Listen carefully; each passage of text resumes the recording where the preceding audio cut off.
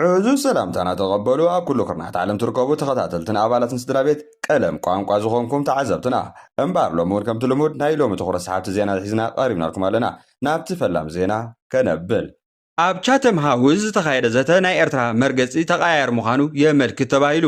ብመሰረት ኣብ ማሕበራዊ መራኸቢታት ዝተዘርግሐ ሓበሬታ ትማሊ ናይ ኤርትራ ሰበስልጣን ኣብ ቻተም ሃውስ ኣብ ለንደን ኣብ ዝተኻየደ ዘተ ተሳቲፎም ነይሮም ኣብቲ ዘተ ካብ ዝተሳተፉ ብዛዕባ ትርክብ ኤርትራ ምስ ትግራይን ናይ ኢትዮጵያ ውሽጣዊ ጉዳይን ዝምልከት ተሪድ ሕቶ ከም ዝቐረበሎምን ተገሊጹ ከምቲ ዝተዘርግሐ ጸብጻብ መሰረት እቶም ሰበስልጣን ኤርትራ ምስ ትግራይ ወይ እውን ምስ ሕወሓት ብምትሕባር አንጻር ማእከላይ መንግስቲ ኢትዮጵያ ኣብ ዝኾነ ይኹን ወታደራዊ ጎንፂ ከኣትዉ ሓሳብ ከም ዘይብሎም እዮም ገሊጾም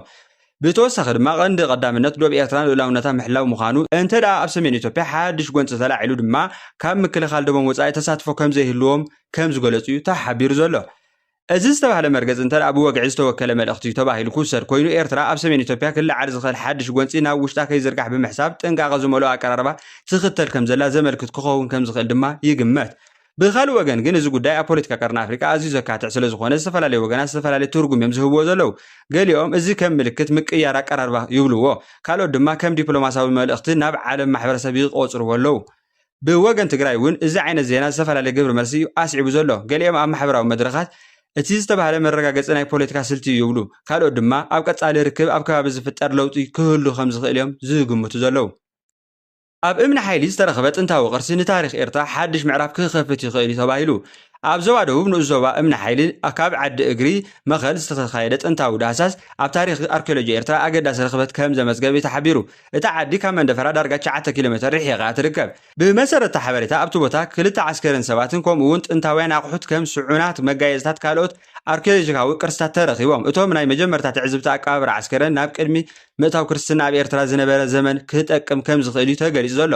እቲ ዳህሳስ ካብ 9 ክሳብ 18 ታሕሳስ ተኻየደ ኮይኑ ዋና ዳይሬክተር ክፍሊ ባህልን ስፖርትን ዞባ ደቡብ ኣቶ ኣብርሃም ዮሃንስ እቲ ኣገባብ ኣቀባብራ ዓስከረናት ብመጀመርያ ገምጋም ናይ ቅድሚ ክርስትና ዘመን ክኸውን ከም ዝኽእል ተገሊጹ እንተኾነ ልክዕ ዕድመ እቲ ርኽበት ንምርጋጽ ካርቦን ዴቲንግ ይካየድ ከም ዘሎ ኣረዲኡ ከባቢ መንደፈራ ዓዲ ቀይሕ ቋሓይቶን መጠራን ካብቶም ኣብ ቀርኒ ኣፍሪካ ብዝሒ ጥንታውያን ቅርስታት ዝፍለጡ ከባቢታት እዮም እዚ ሓድሽ ርኽበት ድማ ኣብቲ ዞባ ቅድሚ ምእታው ክርስትና ዝነበረ ማሕበራዊ ህይወት ልምዲ ኣቀባብራ ሞት ከምኡውን ናይ ንግድን ባህላዊ ርክባትን ብዝያዳ ንምርዳእ ኣገዳሲ ሓበሬታ ክህብ ከም ዝኽእል ተገሊጹ ዘሎ እቶም ኣርኪኦሎጂስት ግን መጀመርታ ምልክታት ጥራይ ካብ ምምርካዝ ዘይኮነስ ናይ ላቦራቶሪ መርመራ ካርቦን ዴቲንግ ካልኦት ሳይንሳዊ መጽናዕታት ድሕሪ ምውድኦም ጥራይ ልክዕ ዕድመን ታሪኽን ትርጉምን እቲ ርኽበት ክረጋገጽ ከም ዝኽእል የዘኻኽሩ በዞም መጽናዕታት እቲ መጀመርታ ግምት ተወሲዱ ዘሎ እዚ ግምት ናይ ዝርኽበት እንተተረጋጊጹ ኣብ ታሪኽ ኤርትራ ኣብ መጽናዕቲ ጥንታዊ ስልጣኔታት ቀርኒ ኣፍሪካን ኣገዳሲ ቦታ ክሕዝ ይኽእል እዩ ብተወሳኺ ድማ ኣብ መጻኢ ኣብቲ ከባቢ ተወሳኺ ኣርኪኦሎጂካዊ ዳህሳስ ንኽካየድ ቅርሲ እቲ ዞባ ብዝበለፀ ንኽዕቀብን መንገዲ ክኸፍት ከም ዝኽእል እውን ተሓቢሩ ሰምሃር መለስ ዲፕሎማሲ ብመግለፂ ብምምልላስ ጥራይ ኣይኮነን ብምባል ኣመራርሓ ሕወሓት ነቒፋ ኣብ ትግራይ ብዛዕባ ኣብ ቀረባ እዋን ዝወፀ ሓድሽ ኣዋጅን ኣንፈት ኣመራርሓ ሕወሓትን ክትዓት እናበዝሑ ይርከቡ ካብዚ ውሽጢ ሓንቲ ጓል ነበር ቀዳማይ ሚኒስትር መለስ ዜናዊ ዝኾነ ሰምሃር መለስ ዜናዊ ኣብ ሓደ ቃለ መሕትት ዝሃቦ ተርእይቶ ነታ ኣዋጅን ኣተሓዛ ዲፕሎማሲ ናይ ኣመራርሓ ሕወሓት ብትሪ ነቒፋ ብመሰረት ቃለ መሕትት ሰምሃር ነቲ ሓድሽ ኣዋጅ ብመሰረታዊ ጉለታት ከም ዘለዎ ምግላጽ ንገለት ድንጋጌታት ድማ ምስ ናይ ደርጊ ዘመናዊ ሕጊ ኣተሓዛ ኣመሳሲላቶ ኣላ ብፍላይ ሓሳብ ርእይቶን ምግላጽ ዝግድብ እንተኾይኑ እዚ ኣብ ሕብረተሰብ ኣሉታዊ ሳዕቤን ከም ዘለዎ እውን ኣጠንቂቓ ኣብ ካልእ ክፋል እቲ ቃለ መሕትት ሰምሃል ንሓላፊት ቤት ጽሕፈት ሕወሓት ዝኾነት ወይዘሮ ፈትለወርቅ ወርቂ ገብረ ዝገየር ዘቕረበቶ ነቐፌታ እዩ ኣብ ወቕታዊ ዓለማዊ ዲፕሎማሲ ዘተኮረ ነይሩ ከም ኣባህላ ዲፕሎማሲ ማለት ንነቐፌታ መግለጺ ብምውጻእ ጥራይ ዘይኮነስ ነቲ ኣብ መሬት ዘሎ ሓቂ ብምግንዛብን ተግባራዊ መፍትሒታት ብምቕራብን ክትብል ገሲጻ ሰምሃር ብምውሳኽ ቀደም ኣብ ዙርያ ሕወሓት ብዙሓት ምሁራትን ኣማኸርትን ከም ዝነበሩ ብምዝካር ሎሚ ግና እቲ ኣእምራዊ ዓቕሚ ተበቲኑ ምርኣያ ከም ዘሕዘና እውን ገሊጻ እዚ ርእይቶታት ኣብ ትግራይ ዘሎ ፖለቲካዊ ሃዋህው ኣብ ውሽጢ ሕወሓት ዝረአ ዘሎ ናይ ሓሳብ ፍልልይን ከም ዝቕጽል ዘመልክት እዩ ይኹን እምበር ዞም ኣባህላታት ርእይቶ ናይ ሰምሃር መለስ ድሕሪ ምውፅኦም እቶም ዝተነቕፉ ወገናት ይኹን ናታቶም ቃል ወሃብቲ ዝሃብዎ ዛጊት ምላሽ የለን ተጋሩ ፈጠርቲ ትሕዝቶ ኣብ ማሕበራዊ ሚድያ ብዛዕባ ሰላምን ግፋ መንእሰያትን ርእይቶ ኣቕሪቦም ኣብ ቀረባ እዋን ፍሉጣት ተጋሩ ፈጠርቲ ትሕዝቶ ቲክቶከራት ዝኾኑ ማሕበራዊ ሚድያ ከም ኣዶናይ ብርሃነ ብስራት ገብረስላሴ ስኬት ንጉስን ካልኦትን ከምኡውን ኣብ ዓለም ለኻዊ ፊልምታት ብምውሳእ ትፍለጥ ፍርቱና ገብረስላሴ ብርክት ዝበሉ ደርፍታት ብምቅንባር ግጥሚ ዜማን ብምስራሕ ብምድራፍን ዝፍለጥ ዘመን ኣለመሰገድ ዝኣመሰሉ ብዛዕባ ወቕታዊ ኩነታት ትግራይ ጉዱድ ግፋ መንእሰያትን ነቐፌቶም ኣቕሪቦም እዞም ርእይቶታት ኣብ ማሕበራዊ ሚድያ ዝተዘርግሑ ቪድዮታት ዜናታት ስዒቦም ዝመጹ እዮም እቶም ተዛረብቲ ኣብ ትግራይ ዘለዉ ውጥረትን ብዘተን ሰላማዊ መንገድን ክፍታሕ ከም ዝግባእ መንስያት ድማ ካብ ተወሳኺ መከራ ክሕለዉ ፀዊዖም ብተመሳሳሊ ገለ ካልኦት ኢትዮጵያን ፈጠርቲ ትሕዝቶ ህዝባውያን ሰባት እውን ኣብ መድረኽ ማሕበራዊ ሚድያ ሰላማዊ ፍታሕ ክዝፅውዕ መልእኽትታት እናዘርግሑ ምዃኖም ይረአ ኣሎ ብዛዕባቶም ዝተዘርግሑ ቪድዮታትን ክስተታትን ዝተፈላለዩ ወገናት ዝተፈላለዩ ርእይቶታት የቕርቡ ኣለዉ ብምኽንያት እዚ ድማ እቲ ዝተዘርግሐ ሓበሬታ ካብ ነፃን እሙናት ምንጭታትን ምርግጋፅ ኣገዳሲ እዩ ዝብሉ ገለ ተሓለቕቲ መንግስቲ እውን ይርከብዎም ኣብ መወዳእታ ብዙሓት ተዓዘብቲ ከም ዝበልዎ ዘላቒ ፍታሕ ኣብ ትግራይ ክርከብ ዝኽእል ብሰላማዊ ዘተ ሕጋዊ ስርዓትን ብምክባር ሰብኣዊ መሰላትን ኩሎም ዜጋታት ጥራይ ምዃኑ እዮም ዝገልጹ ኣዛዚ ጠቕላላ ሰራዊት ኢትዮጵያ ኩነታትን ድሕነትን ቀይሕ ባሕሪ ቀርኒ ኣፍሪቃ ካብ ዝኾነ ግዜ ንላዕሊ ዝተወሳሰበ ኮይኑ ኣሎ ክብል ሓቢሩ ኣዛዚ ጠቕላላ ሰራዊት ኢትዮጵያ ፊልድ ማርሻል ብርሃኑ ጁላ ኣብ መመረቕታ 4ይ ዙር ተማሃሮ ኮሌጅ ሃገራዊ ምክልኻል ኢትዮጵያ ኣብ ዝሃቦ ንግግር ኩነታትን ድሕነትን ኣብ ቀይሕ ባሕሪ ቀርኒ ኣፍሪቃን ካብ ዝነበሮ ንላዕሊ ዝተወሳሰበ ናብ ጎንፂ ዘቐረበን ኮይኑ ከም ዘሎ እዩ ሓቢሩ ብመሰረት መግለጺ ገለ ደጋውያን ውሽጣውያን ወገናት ኢትዮጵያ ብውሽጣዊ ጸገማት ክትጽመድ ብምግባር ኣብ ዞባዊ ጉዳያት ዘለዋ ተራ ንምድኻም ይፍትኑ ኣለዉ ክብል እውን እዩ ገሊጹ እቲ ፊልድ ማርሻል ኢትዮጵያ ኣብቲ ቀጠና ተፃወቶ ተራ ከተሕይል ዘድሊ ዓቕሚ ክህልዋ ኣድላይ ምዃኑ ኣጉሊሑ ብተወሳኺ ዘመናዊ ኩናት ካብ ቀደም ዝነበረ ኣግባብ ብዙሕ ከም ዝተቐየረ ብምጥቃስ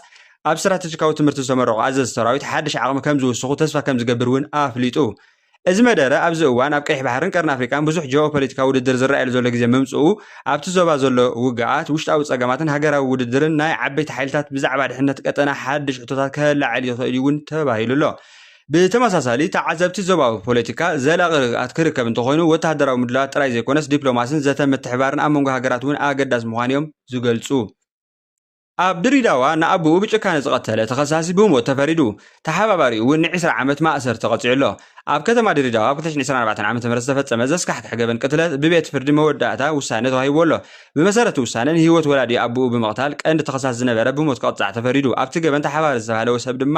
ን20 ዓመት ጽኑዕ ማእሰርቲ ተፈሪድዎ ኣሎ እቲ ገበን ኣብ ሓደ ጉንበት 2024 ኣብ ፍርቂ ለይቲ ኣብ ከባቢ ማርያም ኮንዶሚኒየም ከተማ ድሬዳዋ ዝተፈጸመ እዩ ተባሂሉ ተገሊጹ ዘሎ ቀንዲ ተኸሳሲ ቢካ ኑረዲን ዓሊየ ኣብ ኣዲስ ኣበባ ብምስጢር ተጓዒዙ ምስ ተሓባሪኡ ሊበን ወንድሰን ብምውሃድ እቲ ገበን ከም ዝፈጸመ ኣብቲ ክሲ ተገሊጹ ዘሎ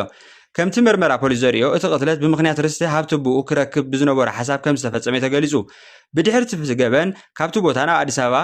ብፍጥነት ካሃድም እኳ ተፈተነ ካብ ሕጊ ግን ከመልጥ ኣይከኣለን ፖሊስ ድሬዳዋ ካብ ቦታ ገበን ዝሰረኸቡ ንኣሽቱ መርትዖታትን ኣስራትን ብምክትታል እቶም ተኸሰስቲ ኣብ ሓፂር እዋን ኣብ ትሕቲ ቁፅጥር ከውዕሎም ክኢሉ እዩ ብድሕሪኡ ቤት ጽሕፈት ጨንፈር ሚኒስትር ፍትሒ ፌደራል ድሬዳዋ እቲ ጉዳይ ብስፍሓት መርሚሩ ናብ ቤት ፍርዲ ኣቕሪቡ ሕጋዊ መስርሕ ክከታተል ጸኒሑ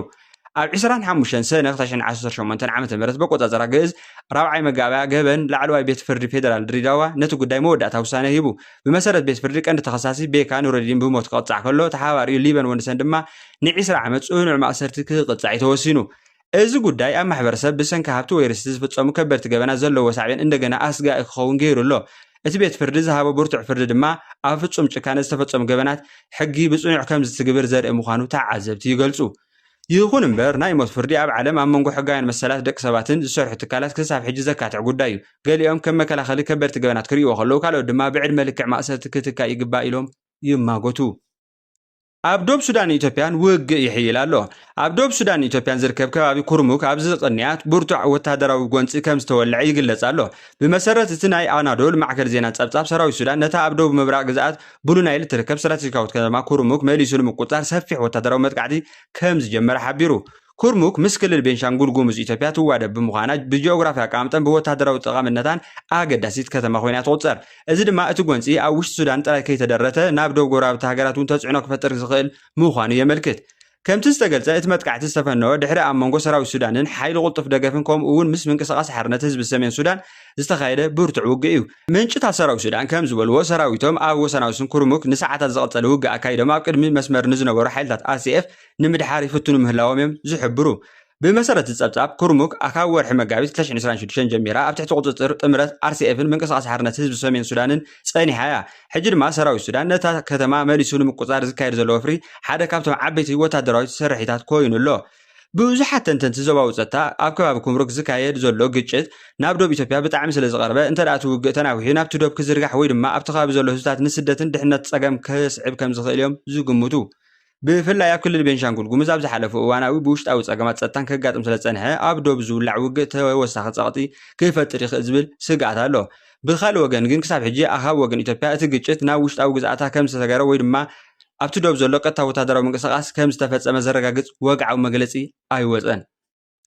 ንሎሚ ዝበልናዮም ምንጭ ዝፁ ሓበሬታና ዝኾኑ ዜናታት እዚኦም እዮም ነይሮም ኣብ ቀጻሊ ብተመሳሳሊ ሓበሬታ ክሳብ ንራኸብ ሼር ላይክ ሳብስክራይብ ምግባር ኣይትረስዑ ዘለኩም ርእቶ እውን ኣብ ኮሜንት ሴክሽን ኣቕምጡልና ወደ ሓንኩም